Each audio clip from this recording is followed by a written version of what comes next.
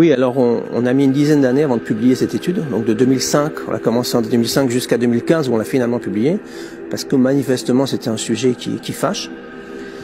Et donc l'idée était d'analyser des données financières pour voir s'il y avait eu des, comme on dit, des délits d'initiés, c'est-à-dire des personnes qui auraient profité du fait qu'ils savaient qu'un attentat, des attentats allaient avoir lieu pour parier sur la chute de cours boursiers de certaines entreprises. Voilà. Donc on a analysé énormément de sociétés. Alors notre travail ne constitue pas une preuve au sens juridique du terme, mais un faisceau de présomptions. Et il faudra aller plus loin. Alors quelles sont ces présomptions, quels sont ces doutes, ces problèmes? Eh bien effectivement on observe qu'il y a eu des mouvements financiers peu de temps avant les attentats. Un jour avant ou quelques jours avant. Quelques jours avant. Oui, quelques jours avant.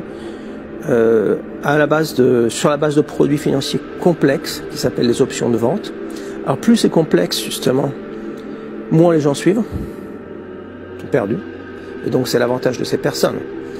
Donc acheter donc encore une fois des options de vente qui permettent de vendre à une certaine date des actions en l'occurrence, à un prix fixé à l'avance. Donc si le cours a chuté entre-temps, comme ça a été le cas, eh bien, il génère un profit. Et cette opération génère un profit. Et donc on a observé ça pour un certain nombre d'entreprises, justement de sociétés qui avaient pâti, bon les sociétés aériennes qui avaient pâti de ces attentats en particulier. Des sociétés qui étaient situées dans les tours. Ah oui, dans les tours du World Trade Center. Etc., etc. Encore une fois, ce n'est pas une preuve, il faudra aller plus loin. Il aurait fallu une décision politique en disant ok, maintenant on va chercher les noms. Nous n'avons pas eu accès aux noms, simplement à des données financières, donc les cours des actions, les volumes traités, les dates, etc. Mais disons que c'est assez surprenant. Voilà ce qu'on peut dire. Et donc ces flux financiers que vous avez observés quelques jours avant les attentats du 11 septembre sont trop importants pour que ça soit du hasard, c'est ça? Alors, on a testé cela. Statistiquement parlant, la probabilité pour que ça soit du hasard est très faible. Et quelles seraient vos conclusions personnelles par rapport à ça? Alors, il n'est pas exclu. Encore une fois, ce ne sont pas des preuves. Il n'est pas exclu que certaines personnes ayant su à l'avance ce qui allait se passer et chercher à en profiter. Voilà, c'est ça que ça veut dire. Mais ces opérations ne sont pas accessibles au commun des mortels, puisqu'elles sont complexes.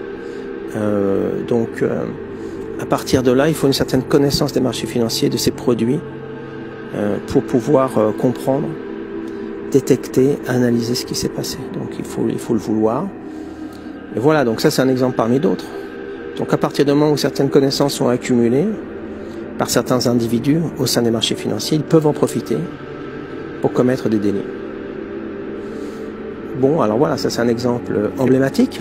Et pour l'instant, il n'y a pas eu de suite par rapport à cette étude? Pas vraiment. Il y a eu des déclarations en disant que justement, il y avait aux États-Unis, il y aurait eu une revue qui aurait annoncé la baisse des cours des sociétés en question. Bon, ok. Donc, les investisseurs en question auraient suivi les conseils de cette revue. Mais on peut exhiber, il y a X revues, donc on peut trouver une autre revue qui aurait dit le contraire aussi. Est-ce que c'est un élément probant? D'autres ont indiqué aux États-Unis que par exemple ils avaient détecté les identités de certaines personnes ayant effectué ces transactions, ces investissements et que ces personnes n'avaient rien à voir avec Al-Qaïda, etc. Ok. Et alors? Excusez-moi pour la question de savoir s'ils en ont profité ou pas s'ils ont des liens avec telle ou telle organisation terroriste. Donc l'enquête devrait être menée encore pour clarifier tout ça, quoi. Oh, à mon avis, oui, mais là aussi, c'est un sujet qui fâche, donc on écarte. D'ailleurs, sur la réception de cette étude dans le grand public, est-ce que vous avez eu des relais médiatiques? Est-ce qu'il y a eu un écho particulier ou est-ce que vous avez été relégué Assez peu. Il y a eu un journaliste en France qui s'y intéressait à l'époque. Et puis voilà.